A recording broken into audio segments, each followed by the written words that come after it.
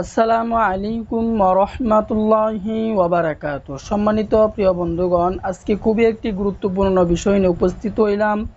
সেই বিষয়টি হলো আমাদের যে যুবক ভাইদের পেনিস একেবারেই নরম হয়ে গেছে, একেবারেই নুয়ে পড়ছে বিভিন্ন গুনার কাজে লিপ্ত হওয়ার কারণে, বিভিন্ন খারাপ কাজে লিপ্ত হওয়ার কারণে।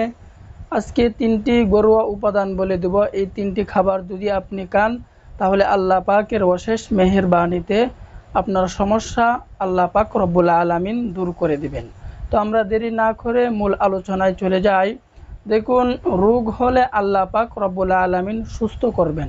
সুস্থতার মালিক হচ্ছেন একমাত্র আল্লাহ তাআলা। আমাদেরকে চেষ্টা করতে হবে, যেহেতু রোগ আপনার, রিস্ক আপনারই, আমল আপনাকেই করতে হবে, রিস্ক আপনাকেই নিতে হবে। কে কি বলল সেদিকে আপনাকে কর্ণপাত করলে হবে না।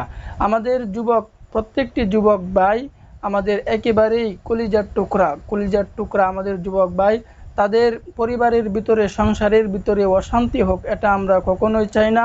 আজকে আপনি এই তিনটি খাবার অবশ্যই খাবেন।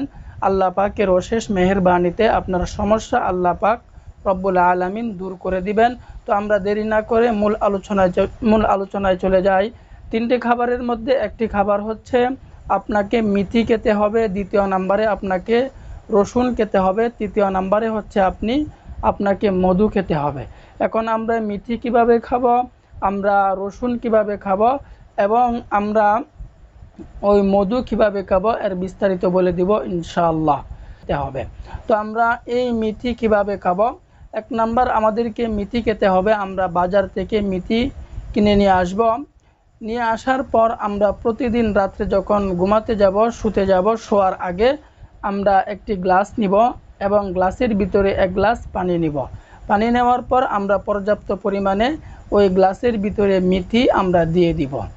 দেওয়ার পর সারা রাত্র থাকার পর যখন আমি সকালে ফজরের নামাজ পড়ব, ফজরের নামাজ আদায় করার পর সকালবেলায় আমরা খালি পেটে ওই ছেঁকে একটা কোনো কিছু দিয়ে ছেঁকে আমরা মেথিগুলোকে ফেলে দিব এবং মেথির পানিটুকু আমরা এক গ্লাস পরিমাণ আমরা খেয়ে ফেলব।